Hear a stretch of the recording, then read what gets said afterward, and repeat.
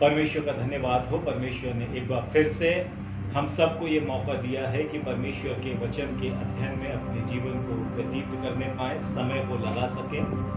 हम आमोस की किताब का अध्ययन कर रहे हैं और आज हम उसके 6वें अध्याय में अध्ययन करेंगे। जैसा कि हमने बीते अध्ययनों में देखा है, आमोस निरंतर कलीसिया को और इजरायलियों को जो उत्तरी क्षेत्र में रहते हैं प्रोत्साहित करता है और उन्हें चेतावनी देता है कि वो जो काम कर रहे हैं, जो अपने आनंद और सुख विलास में, अपनी ही खुशी में अपने जीवन को व्यतीत कर रहे हैं और जो परमेश्वर को और उसके उस महिमा को तज दिए हैं, वो दंड के योग्य है और इसलिए मन फिराने की आवश्यकता है, परमेश्वर के निकट आने की आवश्यकता है।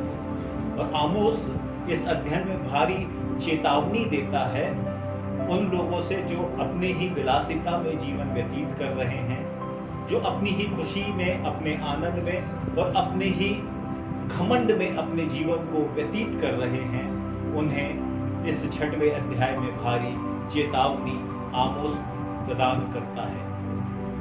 6वां अध्याय उसकी पहली पद यहां लिखा है, हाय उन पर जो सियोन में सुख से रहते और उन पर जो सामरिया के पर्वत पर निश्चिंत रहते हैं, वे जो श्रेष्ठ जाति से प्रसिद्ध हैं, जिनके पास इजराइल का घराना आता है। यहाँ पे 2 नगरों का जिक्र किया गया है, एक है सियोन और एक है सामरिया। आपने बीते अध्याय में देखा है कि जो आमोस का परिच्छेद है, आमोस का जो सेवा का क्षेत्र है, वो उत्तरी क्षेत्र है जिसे इजराइल नाम दिया गया, और जो दक्षिणी क्षेत्र है वो यहूदा प्रांत कहलाता है। यहूदा की राजधानी है यरूशलेम, जिसे सियोन भी कहते हैं, और इजराइल की राजधानी है सामरिया। जो आमोस इन दोनों नगरों का जिक्र करता है, इस जिक्र में वो परमेश्वर के पूरे राज्य का जिक्र करता है, क्योंकि जब वो राजधानी का नाम लेता है अर्थात वो पूरे राज्य को संबोधित कर रहा है। सियोन से उसका तात्पर्य नहीं है, सियोन से उसका कोई ताल्लुक नहीं है। सियोन जो यरूशलेम है वो यहूदा का एक अंग है, और क्योंकि आमोस उत्तरी भाग में रहता है, उसे सामरिया से ताल्लुकात है। लेकिन जब ये भविष्यवाणी करता है, वो संपूर्ण इजराइल के लिए अपनी भविष्यवाणी को करता है। दूसरी पद में जब हम आते हैं तो यहां 3 नगरों का जिक्र है, एक है कलने, एक है हमात और एक है गत नगर। और ये तीनों नगर के नष्ट होने की भविष्यवाणी आमोस करता है। बहुत सारे विद्वान इस बात को कहते हैं कि ये जो पद है ये आमोस ने नहीं लेकिन किसी और ने इस स्थान में डाला है, क्योंकि जो कलने नगर है वो आराम का एक नगर है जिसे अशूरियों ने 711 ईसा पूर्व नष्ट कर दिया था, और जो हमात है वो दमिश्क का एक नगर है जिसे 740 पूर्व अशूरियों ने ही नष्ट किया था, 740 ईसा पूर्व। तीसरा नगर जो गत नगर है, बाइबल में इस नगर को पहचानना कठिन नहीं है। ये वही नगर है जहां पे राजा के डर से अब्राम पागल का नाटक करता है, पागलपन का नाटक करता है, और गत वही नगर है जहां का शूरवीर गोलियत इजरायलियों की फौज को ललकारता है। ये पलस्ती का एक देश है, इसे भी 711 ईसा पूर्व नष्ट कर दिया गया था। ये तीनों नगर नाश हो गए, और बाइबल के विद्वान इस बात को कहते हैं ये जो पद है, ये जो स्थान है, यह बाद में किसी ने आमोस की किताब में जोड़ा है, क्योंकि आमोस की किताब 7 और 8 ईसा पूर्व में लिखी गई और उससे कई वर्ष पूर्व की घटनाओं को इसमें सम्मिलित किया गया। और ये इस बात को भी बताता है कि ये जो सूरवीर नगर थे, ये जो प्रख्यात नगर थे, जैसा हम दूसरी पद में पढ़ते हैं, ये अपनी ताकत और अपनी हिम्मत को बचा नहीं सके, अपने गौरव को बचा नहीं सके, इनका भी नाश हुआ। और इसीलिए जो विलासिता के साथ, आनंद के साथ जीवन व्यतीत कर रहे हैं, उन्हें सचेत होने की आवश्यकता है। तीसरी पद लिखा हुआ है, तुम बुरे दिन को दूर कर देते और उपद्रव की गद्दी को निकट ले आते हो। वो दिन जो परमेश्वर का दिन है, जो न्याय का दिन है। आमोस इस बात को बताता है कि परमेश्वर आने वाला है, परमेश्वर का दिन आने वाला है, यहोवा का दिन आने वाला है, और वह आनंद का दिन नहीं होगा, वो न्याय का दिन होगा, वो भय का दिन होगा। इसलिए क्योंकि वे लोग जो आज वर्तमान में न्याय को बिगाड़ते हैं, यहां लिखा हुआ उपद्रव की गद्दी को निकट ले आते हैं, अर्थात जो उनकी भूमिका है, न्याय की भूमिका है, जो परमेश्वर के कामों को पूरा करने की भूमिका है, उस भूमिका को वो तिरस्कृत करते हैं, उस काम को वो तिरस्कृत करते हैं और परमेश्वर के उस काम की निंदा करते हैं, परमेश्वर के उस काम को वो तज देते हैं, वे घोर अत्याचार करते हैं। और इसीलिए लिखा हुआ है वो बुरे दिन को ले आते हैं। प्रियो, ये तीन पद इस बात को बताता है, ये तीनों पद कि बड़े से बड़ा विद्वान हो जो अपने घमंड में, अपने आनंद में चूर हो, लेकिन उनका भी नाश होता है। चौथी पद यहां लिखा हुआ है, 4 से 7 पद के बीच में मैं आपके साथ पढ़ता हूं। तुम हाथी दांत के पलंगों पर लेटते और अपने बिछौने पर पांव फैलाए सोते हो, और भेड़ बकरियों में से मेमने, गौशालाओं में से बछड़े खाते हो। तुम सारंगी के साथ गीत गाते और दाऊद के समान भांति भांति के बाजे बुद्धि से निकालते हो, और कटोरों में से दाखमधु पीते और उत्तम उत्तम तेल लगाते हो। परंतु यूसुफ पर आने वाली विपत्ति का हाल सुनकर शोकित नहीं होते, इस कारण वे अब बंधुआई में पहले जाएंगे, और जो पांव फैलाए सोते हैं उनकी विलासिता जाती रहेगी। यहां पे भी आमोस अधिपतियों, धनवानों और उन लोगों को जो अपने आनंद में, अपने गर्व में चूड़ हैं, उन्हें चेतावनी देता है और इस बात को बताता है जो अपने ही आनंद में, अपनी ही खुशी में, अपनी विलासिता में संलिप्त है। हाथी दांत के पलंग जो कि ऐश्वर्य को बताते हैं, उनके रहन सहन को बताते हैं। निश्चिंता के साथ सोना उनके जीवन में निर्भीकता को बताते हैं, और इस बात को भी बताते हैं कि वो बछड़े खाते हैं। प्रियो, बाइबल में जैसा हम लूका की 15वां अध्याय पढ़ते हैं, तो जब कोई आनंद का समय होता है, जब खुशी का समय होता है, तब बछड़े खाए जाते हैं, बछड़े का काटे जाते हैं और उसका भोग किया जाता है। लेकिन यहां की परिस्थिति इस प्रकार से है कि वो अब प्रतिदिन आनंद मना रहे हैं, प्रतिदिन बछड़ों को खा रहे हैं, प्रतिदिन मेमनों को काट रहे हैं। उन्हें अब विशेष दिन की आवश्यकता नहीं है, वो हर दिन को आनंद के साथ सेलिब्रेट कर रहे हैं और अपनी ही मस्ती में चूर है। सामान्यतः जब 7वीं पद हम पढ़ते हैं तो वो कटोरों में दाखमधु पीते हैं। सामान्यतः जो दाखमधु पिया जाता है वो प्यालों में पिया जाता है, लेकिन इनका ऐश्वर्य, इनका गर्व, इनका घमंड इतना बढ़ गया है कि ये अब कटोरों का इस्तेमाल करने लगे हैं, इन्हें प्याले की आवश्यकता नहीं है।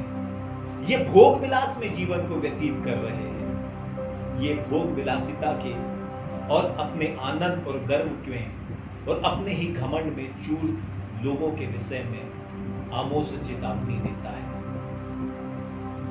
और इस चेतावनी के बाद वो इस बात को भी कहता है, यूसुफ पर आने वाली विपत्ति से वो चिंतित नहीं होते।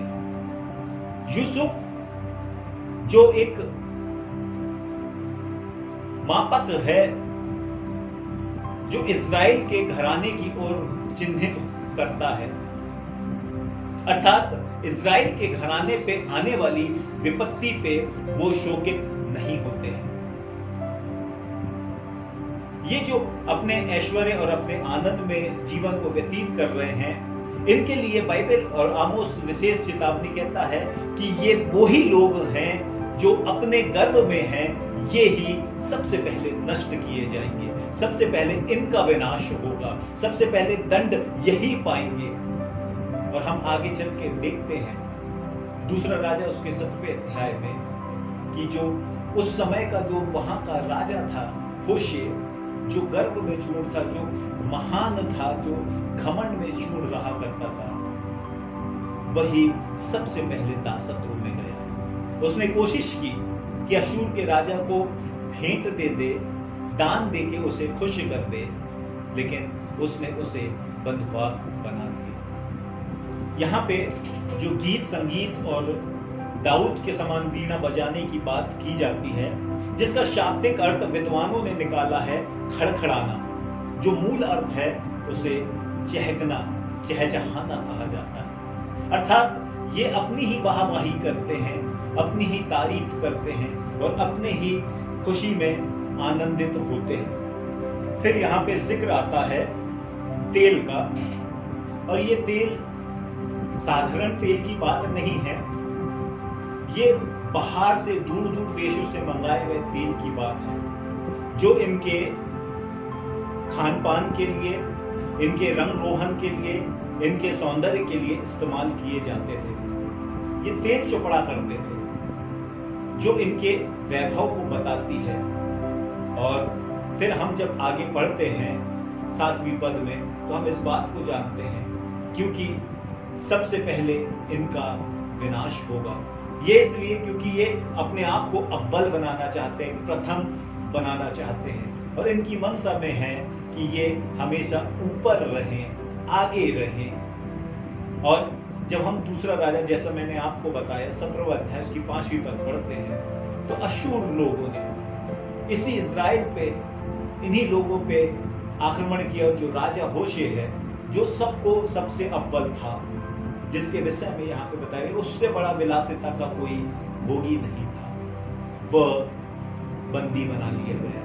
और उसके बाद अशूर का राजा शोमरोन की ओर आगे बढ़ गया। और ये वृत्तांत सिर्फ बाइबल में नहीं है, ये अशूरियों के इतिहास की किताब में भी पाया जाता है कि किस प्रकार से होशे राजा, जो विलासिता से अपने जीवन को व्यतीत करता था, बंधुआई में आ गया और वहीं मर भी गया। इनकी जो धूमधाम थी, तड़क भड़क थी, सब धूल में मिल गई। 8वीं पद यहाँ लिखा हुआ है, सेनाओं के परमेश्वर यहोवा की यह वाणी है, परमेश्वर यहोवा ने अपनी ही शपथ खाकर कहा, जिस पर याकूब घमंड करता है, उससे मैं घृणा और उसके राजभवनों से बैर रखता हूं। अब मैं इस नगर को उस सब समेत जो उसमें है शत्रु के वश में कर दूंगा। याकूब जिस पे घमंड करता है, बहुत सारे विद्वान इस पे साइलेंट हैं कि याकूब का घमंड किस पर है, लेकिन कुछ विद्वान इस बात को बताते हैं कि वो राजसीय ऐश्वर्य की बात करता है, क्योंकि दुनिया में इस्राएल के राजा का वैभव जाना माना था और उसी वैभव का इस्राएली लोग घमंड किया करते थे।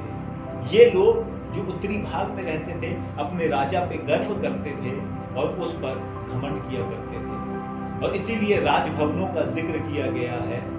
ये राजभवन उसी राजसी ठाठ को बताते हैं। याकूब का घमंड, फिर लिखा है, यहोवा आप ही शपथ खाता है। होशे 5:5 और 7 अध्याय उसकी 10वीं पद पढ़ेंगे तो वहां भी हम कुछ इसी प्रकार से पढ़ते हैं। याकूब का जो घमंड है वो राजभवन और राजा का है। 9वीं पद, यदि किसी घर में 10 पुरुष बचे रहें तो अभी वे मर जाएंगे। जब किसी का चाचा जो उस जलाने वाले को उसकी हड्डियों को घर से निकालने के लिए उठाएगा और जो घर के कोने में हो उससे कहेगा, क्या तेरे पास कोई और है? तब वह कहेगा, कोई नहीं। तब वह कहेगा, चुप रहे, हमें यहोवा का नाम नहीं लेना चाहिए।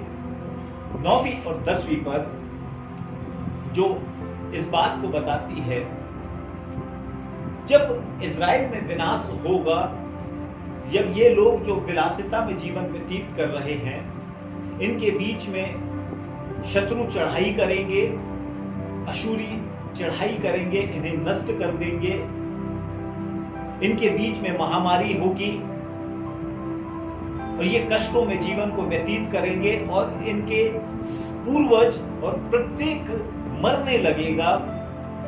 तब यदि कोई बचा रहेगा तो उनके विषय में लिखा है कि वो यहोवा का नाम लेने से भी डरेंगे, क्योंकि परमेश्वर का नाम ऐसा नहीं है जो आप पवित्रता की दशा में, दंड की दशा में या उस दशा में भी लिया जा सके, क्योंकि वो सामर्थी और पवित्र नाम है। ये इस योग्य नहीं ठहरेंगे कि परमेश्वर का नाम भी ले सके, और यही इस 9वीं और 10वीं पद में बताया जाता है। चाचा का जिक्र है, कोई और भी हो सकता है, लेकिन ये समझाने के लिए बताया गया है। वो इसलिए कि जब नाश होगा तो जो भी अंतिम क्रिया करने आएगा वह भी परमेश्वर के भय को पहचाने और लोगों को सतर्क करे, लोगों को चेतावनी दे। 11वीं पद यहां लिखा है, क्योंकि यहोवा की आज्ञा से बड़े घर में छेद और छोटे घर में दरार होगी। छेद और दरार का जिक्र आमोस यहां पे करता है। आमोस किसी बड़ी घटना को अंजाम होने के लिए, भूडोल या प्राकृतिक आपदा को आने के लिए यहां चेतावनी देता है। आमोस के इस परिच्छेद को, इस भविष्यवाणी को करने के कुछ वर्ष पूर्व आमोस ने उसी नगर में बड़े भूकंप को देखा था और उसे उसका मर्म याद था। तो जब वो इस भविष्यवाणी को करता है तो छेद और दरार की बात करता है। ये छेद वो है जहां से शत्रु प्रवेश करके इजराइलियों का नाश करेंगे, और शत्रु उस समय में अशूरी थे। यशाया उसका 5वां अध्याय और उसकी 7, 13 और अन्य पदों में जब हम पढ़ते हैं तो हम इसी बात को देखते हैं। शत्रु जो परमेश्वर की आज्ञा से इजराइलियों के ऊपर चढ़ाई करके उन्हें बंधुआई में लाते हैं, परमेश्वर की आज्ञा से परमेश्वर उन्हें शत्रुओं को इस्तेमाल करता है ताकि वो अपनी प्रजा को सुव्यवस्थित कर सके, उन्हें उस सोटे के द्वारा, उस लाठी के द्वारा नियंत्रित कर सके। छोटे नगर में दरार, बड़े नगरों में छेद। दूसरा इतिहास उसका 26वां अध्याय की 15 पद भी इस बात को बताती है कि जो छोटे नगर हैं और जो बड़े नगर सब अपने शत्रुओं से घिरे हुए हैं और थोड़ी सी चूक उन्हें नाश कर सकती है, और इन्होंने तो बड़ी भारी चूक की है। 12वीं पद जहां लिखा है, क्या घोड़े चट्टान पर दौड़े? क्या कोई ऐसा स्थान में बैलों से जोते जहां तुम लोगों ने न्याय को विष में और धर्म के फल को कड़वे फल में बदल डाला है? प्रियो, जो प्राचीन अनुवाद NIV बाइबल का है उसके अनुसार ये कहा जा सकता है, जो उसका मूल अर्थ है कि क्या घोड़े पहाड़ों पर चढ़ सकते हैं, चट्टानों पर चढ़ सकते हैं, या ऐसे स्थान की जगह पे शब्द आया है क्या समुद्र में बैलों से जोता जा सकता है। ये दोनों ही अस्वाभाविक काम है। लेकिन इसके बाद लिखा है कि तुमने धर्म के फल को कड़वे फल में बदल डाला है। जहां तुम लोगों ने न्याय को विष में बदल डाला है। इन लोगों ने वो काम किया है जो अस्वाभाविक से भी ज्यादा गैर गुजरा है। ये वो काम है ये वो फल है जो वो काम करे हैं जिसका कोई मर्म नहीं है, जिसका कोई हश्र नहीं है। और इसलिए इस तुलना के द्वारा आमोस इस बात को बताना चाहता है कि ये भी हो सकता है जो अस्वाभाविक है, ये भी हो सकता है, लेकिन तुमने उससे और भयंकर काम किया है, और भी भयानक काम किया है। न्याय को बिगाड़ा है, परमेश्वर के कामों को, परमेश्वर की योजना को धूमिल किया है। 13वीं पद, तुम ऐसी वस्तुओं के कारण आनंद करते हो जो व्यर्थ है, और कहते हो क्या हमने अपने ही यत्न से सामर्थी नहीं हो गए। ये वे लोग हैं जिन्होंने 2 बड़े नगरों को जीत लिया। उस समय में गिलाद के पास में इज़राइल और दमिश्क अक्सर कर गिलाद के लिए युद्ध किया करते थे, और कभी दमिश्क उसे प्राप्त करता था, कभी इज़राइल उसे प्राप्त करता था। और दमिश्क के 2 बड़े नगर थे, एक का नाम था करनैम और एक का नाम था लोदबार। ये दोनों बड़े नगर थे जिस पे इन्होंने विजय को प्राप्त किया था। और ये जिस चीज की बात कर रहे हैं, एक ऐसी वस्तु की बात कर रहे हैं वो जिस पे ये आनंद करते हैं, जिसे उन्होंने अधिकार में ले लिया था, जो गिलाद का एक नगर है। और उसके लिए वो गर्व करते थे कि क्या उस नगर को हमने अपने भुजबल से, अपनी ताकत से, अपने यत्न से प्राप्त नहीं कर लिया है। दूसरा शमूएल उसका 9वां अध्याय उसकी 4वीं और 5वीं पद में हम इस बात को पाते हैं। उत्पत्ति उसके 14 अध्याय उसकी 5वीं पद में पाते हैं। ये दोनों नगर बहुत ही महत्वपूर्ण नगर थे, जो सूर से छीनकर इन्होंने अपने कब्जे में ले लिया था। और इन नगरों के लिए हम पढ़ते हैं कि इनका आनंद गर्व में बदल गया। इन नगरों को प्राप्त करके ये घमंड से चूर हो गए। ये अपने भुजबल पे भरोसा करने लगे, अपनी सामर्थ्य पे भरोसा करने लगे, अपने ही हियाव में अपने आप को निश्चिंत कर लिए और अपने आप को शक्तिशाली देश के रूप में प्रकट करने लगे, प्रस्तुत करने लगे कि हम सामर्थी हैं। और इस बात को परमेश्वर का दास आमोस चेतावनी देके कहता है, ये यत्न, ये भुजबल, ये सामर्थ, ये घमंड जो आप दिखा रहे हैं, ये लोग दिखा रहे हैं, ये कभी भी पनप नहीं सकता है, फल फूल नहीं सकता है। और 14वीं और अंतिम पद यहाँ लिखा है, इस कारण सेनाओं के यहोवा की यह वाणी है, हे इज़राइल के घराने, देख मैं तुम्हारे विरुद्ध एक ऐसी जाति खड़ी करूंगा जो हमाद की घाटी से लेकर अरावा की नदी तक तुमको संकट में डालेगी। ये अंतिम पद है और जो इस बात को बताती है, एक ऐसी जाति परमेश्वर खड़ा करेगा, परमेश्वर ऐसी जाति को खड़ा करेगा जो हमाद से लेके, हमाद जो इज़राइल का एक कोना है, एक सिरा है, जिसे हम बॉर्डर कह सकते हैं, सीमा है, वहां से लेके यर्दन तक जो खाड़ी है, यर्दन की खाड़ी, अराबा की खाड़ी है, उसके बीच में जो एक नाले का जो भाग है वो पूरा इजरायली क्षेत्र कहलाता है। वो जो इजरायली सीमा है, उस सीमा के अंतर्गत शत्रु आएगा, ऐसी जाति खड़ी होगी, ऐसा देश उसके विरोध में खड़ा होगा और वो उनको संकट में डालेगा। प्रियो, ये 6वां अध्याय है।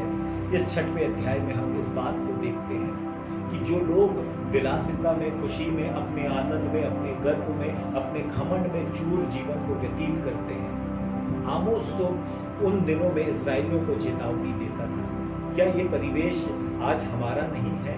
क्या ये जीवन आज हमारे सामने नहीं है? हम बहुतेरे ऐसे लोगों को देखते हैं जो आज अपने गर्व में चूर हैं, जो अपनी विलासिता में जीवन को व्यतीत कर रहे हैं, जिन्होंने परमेश्वर के कामों को नजरअंदाज कर दिया है, जिन्होंने परमेश्वर के न्याय को बिगाड़ दिया है, जो परमेश्वर को कुछ नहीं समझते हैं, परमेश्वर की इच्छा को कुछ नहीं समझते हैं। क्या वो सुरक्षित रहने पाएंगे? क्या वे परमेश्वर के दंड से बच सकेंगे? प्रियो, हमें भी सावधान होने की आवश्यकता है। कहीं इन लोगों में आपका और मेरा जीवन तो नहीं है? यदि है तो हमें समय है कि हम अपने आप को उसकी निकटता में लाएं, कि हम परमेश्वर के लिए अपने आप को एक ऐसे जीवित और सुंदर भेंट के रूप में अर्पण करें जिससे उसकी महिमा होती है, जिसमें उसका आदर होता है। परमेश्वर हम सबको बहुतायत से आशीष